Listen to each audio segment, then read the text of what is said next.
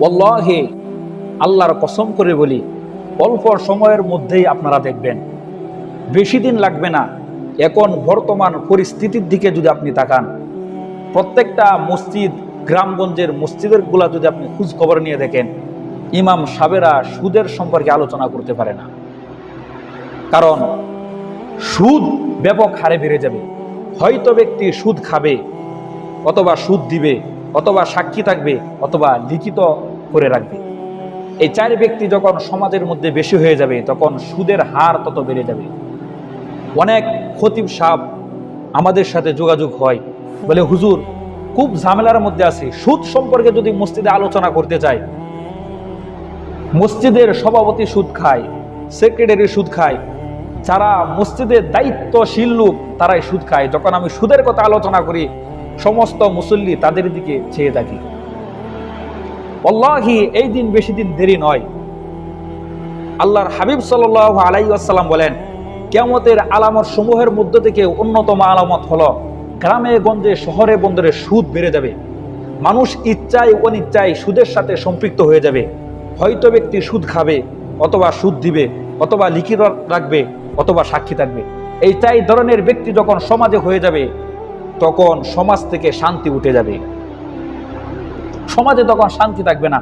আপনি আজকে লক্ষ্য করে দেখেন, প্রত্যেক গ্রামগঞ্জে অনেক মহিলা সুদীভাবে টাকা লাগায়, হাজারে 100, হাজারে 200, অধিকাংশ অনেক মহিলারা সুদের সাথে সম্পৃক্ত এবং সুদের তারা টাকা লাগিয়ে ব্যবসা করতেছে।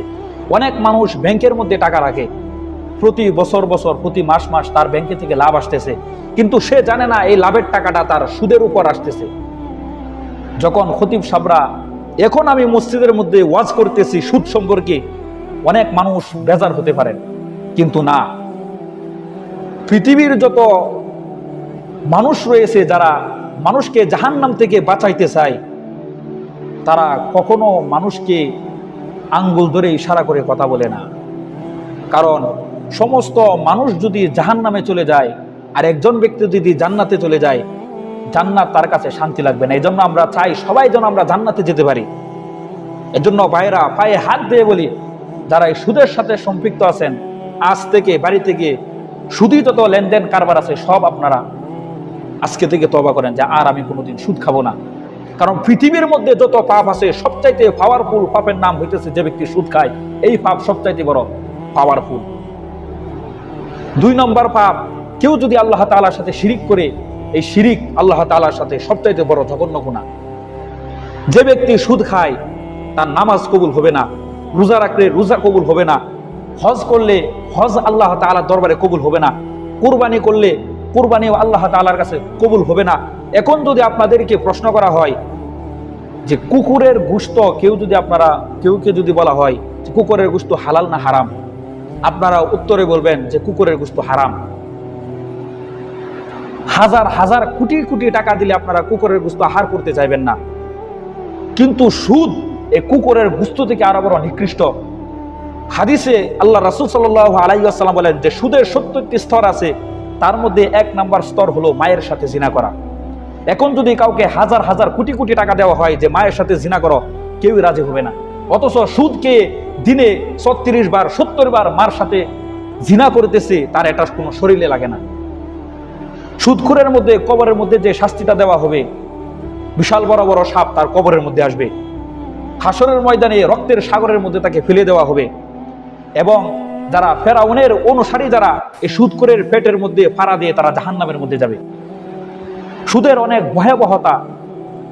কিন্তু আজকে পৃথিবী এরকম হয়ে গেছে যে 1 সপ্তাহ 2 সপ্তাহ 3 সপ্তাহ দেখা যায় 6 মাস পর পর সুদের আলোচনা করলেও কিছু মানুষ এই কথা বলে যে হুজুর খালি আলোচনা একটাই পাইছে, খালি বারবার সুদের আলোচনা করে।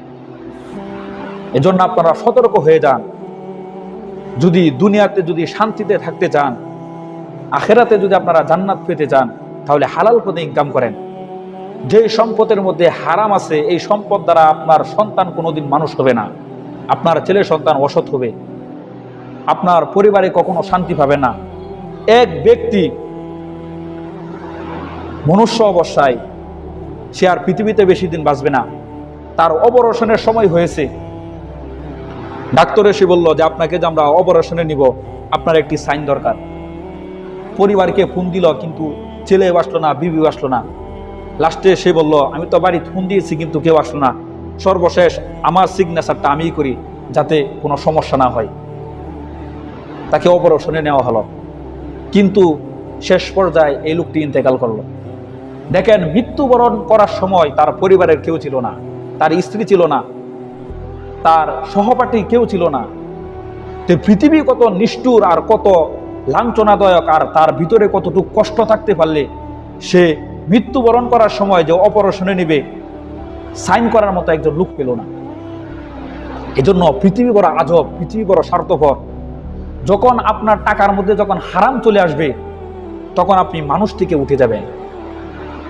আপনার স্ত্রীকে আপনি হারাম সম্পদ খেয়েছেন, দেখবেন এই স্ত্রী অন্য পুরুষের সাথে পরকিয়া করবে, অন্য মানুষের সাথে সে খারাপ কাজের মধ্যে সে জড়িত হয়ে যাবে, আপনার থেকে তার মন উঠে যাবে। তার একটাই প্রভাব পড়বে, যখন আপনি হারাম পথে যখন ইনকাম করবেন, আপনার ছেলে সন্তান কোনো কিছু তা মানুষ হবে না, সব এই হারামে খাওয়ার বদৌলতে সবগুলা জাহেলের চাইতে, কুকুরের চাইতে বেশি নিকৃষ্ট হয়ে যাবে।